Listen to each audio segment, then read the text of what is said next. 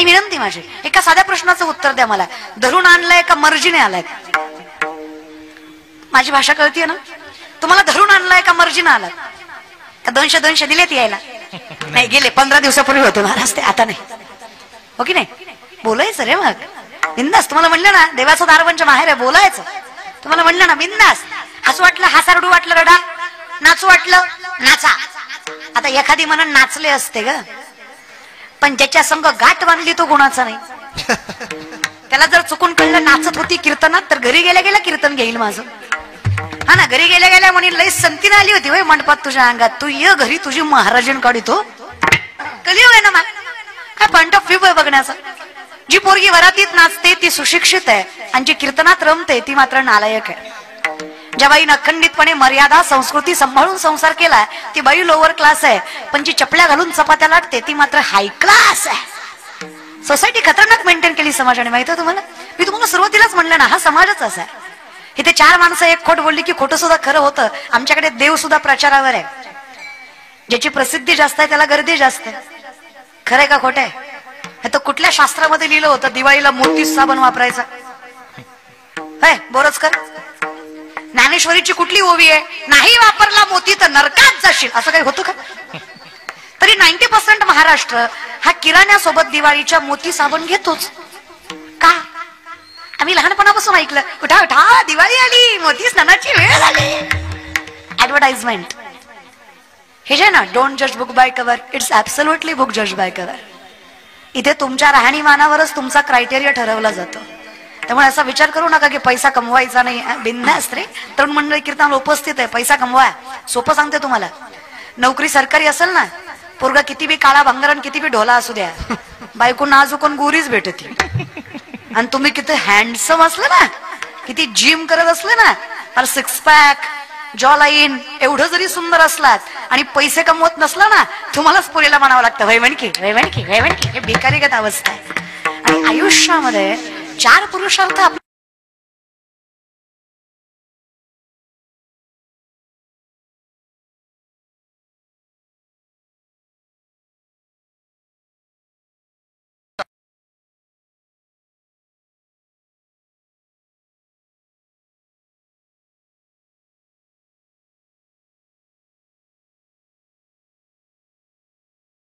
घरी आलेला पाहुणा सोन्याच्या ताटात आणि चांदीच्या वाटीत जेवायचा.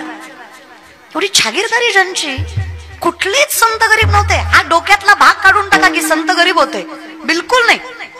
जगद्गुरु तुकोबा आहे, 65 लाखाची सावकारकी आहे तुकोबांची. किती? 65 नाही, आत्ताचे नाही, 450 वर्षापूर्वी. आत्ताचे 10 लाख म्हणजे तेव्हाचा रुपया, अशा हिशोबाने 65 लाख. 25 बैलगाड्या कर्जपत्रांनी भरल्या होत्या, जेव्हा कर्जपत्र इंद्रायणीत बुडवायची ठरवली होती. किती बोरचकर? मला एका साध्या प्रश्नाचं उत्तर द्या, मी तुमचं काय वाटोळं केलंय? तुम्ही कशा बसलात माहित आहे? तू बोल मी आहे, तू बोल मी बसलोय, तू बोल मी ऐकतोय, तू बोल. एकतर येत नाही आपण कीर्तनाला, तुझं नाव बघून आलोय, तू बोल. एक ऍटिट्यूड आहे माहिती आहे का, अरोगन्स आहे. तुम्ही मुद्दाम करताय, तुम्हाला महाराजाची जिरवायची. तुम्ही कीर्तन झाला मित्राला म्हणणार लय पोरगी बोंबलत होती, लय ज्ञान शिकवत होती, आपल्याला येण्यात गाडीत होती, अख्खा मंडप ऐकत होता, पट्ट्या निस्ता बसला होता. कशाशी खाता तेही कळत नाही माऊली कधी कधी. माहित आहे, 7 कोटी घरं सोन्याची रावणाची. नॉट अ जोक, हा विनोद नाहीये.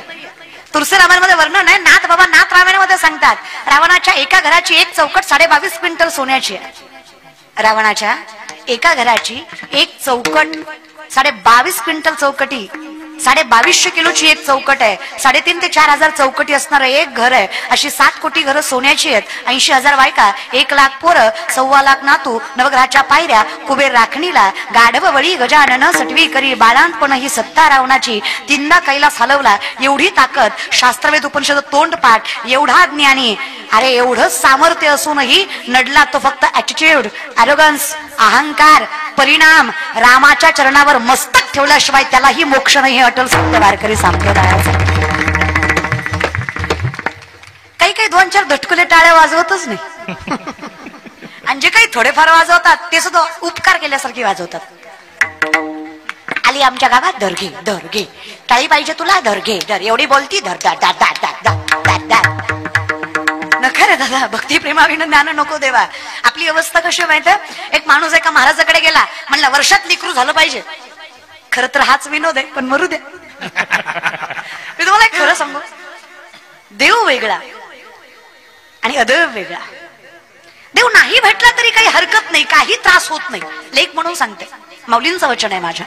जयाचे आहिक धड नाही, तयासे पवित्र पुससी काही. अहिक जगणं धड मिनिमम पेक्षा मिनिमम. ज्याला जगता आलं नाही, तुम्ही त्याला मोक्ष विचारताय. तुमच्या विचारसरणीचा तोल किती ढासाळला याचा विचार करा ना. आ कसला परमार्थ हा? 10 दिवस गणपती बुडवताना बाबूराव आणि बायको भेटना, तू देवासमोर नाचला येड्या. कसला हा, कसला परमार्थ? नवरात्राचे उपवास, दसऱ्या दिवशी बोकड, देवी कुपती म्हण, पोत्यात घालून आणला पाहिजे सांगणारा ना ऐकणारा. हा कसला भामट्या परमार्थ आहे? एकतर देव कोपत नाही आणि कोपतो तो देव नाही, हे आयुष्यभर लक्षात ठेवा. अंधश्रद्धा फार चुकीची आहे रे. कसं काय देव कोपतो म्हणता तुम्ही? अरे जन्मदाती माय कधी कोपत नाही, जगत जननी कशी कोपे? महिषासुराचं मर्दन करावं, महिषासुराचं मर्दन करता त्रिशूल मारावा. आई भवानीनं त्रिशूल मारल्यानंतर, हृदयात घुसल्यानंतर त्याच्या मुखात आई असा आवाज निघावा. अहो राक्षस आहे तो, त्यांना आई म्हणावं तरी माझ्या जगजननीला दया यावी. तिनं विचारावं, अरे आई म्हणलंस बाळा, काय मागायचं ते माग, तुझं मरण माघारी घेणार नाही, ते प्रारब्ध आहे तुझं, तुझ्या कर्माचं फळ आहे, तुला भोगल्याशिवाय पर्याय नाही. पण याच्या पलीकडे काय द्यायचं हातात असेल तर देईन मी नक्की तुला. महिषासुरानं सांगितलं, आई नको मला मोक्ष, अधिकार एवढाच पाहिजे, जेव्हा जेव्हा तुझं नाव घेतलं जाईल तुझ्या आधी माझं नाव लागला पाहिजे. म्हणून आजही महिषासुर मर्दिनी मूर्ती आई भवानी आहे. थोडा विचार करा, डोक्याला थोडा ताण द्या. जी राक्षसावर कृपा करते ती लेकराला कोपेल?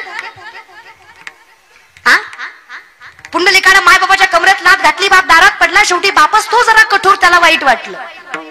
विचारलं त्या बायकोला, का ग रक्ताचं दूध करून याला आयुष्यभर पाजलंस, अगं याला मोठं केलंस, याच्या सुखासाठी तू प्रत्येक मंदिराची पायरी जिजवलीस, याच्या समाधानासाठी, याच्या सामर्थ्यासाठी, याच्या वैभवासाठी तू व्रतवैकल्य केलीस. अगं एवढा सगळा त्याग करूनही तुझ्या पदरात काय पडलं?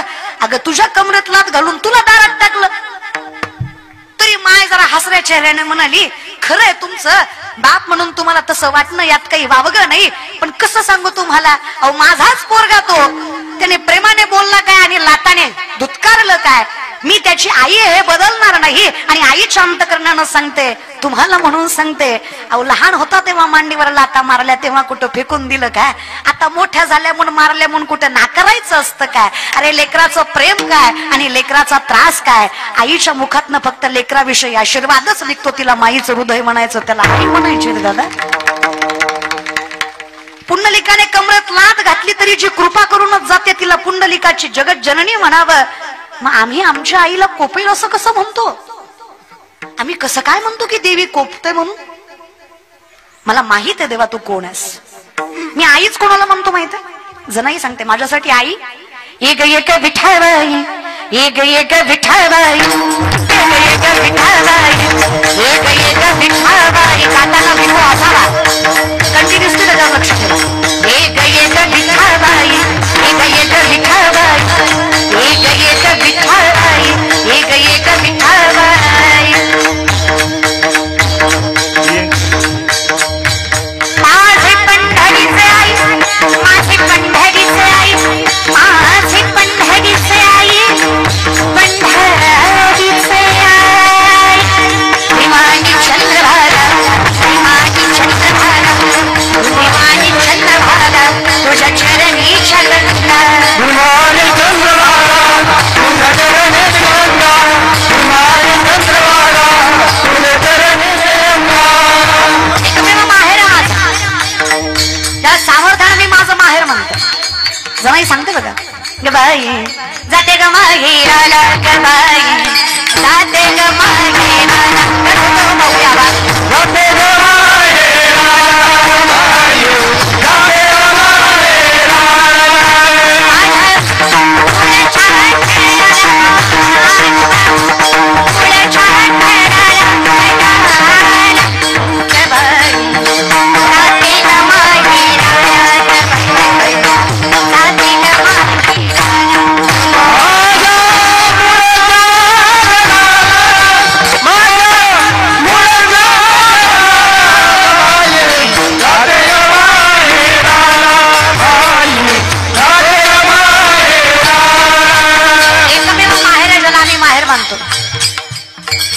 संत सांगतात आमच्यासाठी, मृत्यू लोकी एक नगर त्याचे नाव पंढरपूर, मृत्यू लोकी एक नगर त्याचे नाव पंढरपूर, मृत्यू लोकी एक नगर त्याचे नाव पंढरपूर, मृत्यू लोकी एक नगर त्याचे नाव पंढरपूर. तेथील मोकाशी, मोकाशी मतलब मालक, तेथील मोकाशी उभासी विठेवर, तेथील मोकाशी उभासी विठेवर. तुम्ही संत माय बाप एवढा उपकार करा, या मज तीर्थवरी दाखवा दिनाचा सोयरा. तुम्ही संत माय बाप एवढा उपकार करा, या मज तीर्थवरी दाखवा दिनाचा सोयरा. तुम्ही संत माय बाप एवढा उपकार करा, या मज तीर्थवरी दाखवा दिनाचा सोयरा. आम्हाला अधिकाराने माहित आहे काय सत्य आहे, कोण मायबाप आहे. तुकोबा सांगतात विठ्ठल कुळीचं दैवत, विठ्ठल वीत गोत चित्त, विठ्ठल माया बाप चुलता बहीण बंधू भ्राता सर्वस्वी माझा विठ्ठल आहे. माझी कुल दैवता सुद्धा विठ्ठलच आहे. मी आई भवानी त्यालाच मानतो. माऊली सांगतात तू गुरुबंधू पिता, तू आमची इष्ट दैवता, तू सदा रक्षिदा आपदी आमोथे इष्ट दैवता कुल दैवता. माऊली म्हणतात तूच आमची कुल दैवता आहेस. गुरु बंधू माय बाप सगळं होतोस की रे विठ्ठला. माझ्या विठोबाचा कैसा प्रेम भाव, आपणची देव होय गुरु, सर्वस्वी सांभाळतोस की रे. विश्वास पाहिजे बरं का. फक्त आमचा कमी पडतो तो विश्वास आहे. कारण आमची अवस्था अशी आहे ना, महाराजाला वर्षात लेकरू मागितलं, विषयाकडे आलात का? विषयाकडे आलात का? महाराजाला एका वर्षात लेकरू मागितलं, महाराज म्हणले हरकत नाही, नारळ घे, तुला वर्षात होईल. हा वर्षाने महागारी आला, म्हणला हो वर्ष झालं लेकरू नाही. महाराज म्हणला नारळ दुसरा घे, पण माणसात बोंबलू नको, झालं नाही.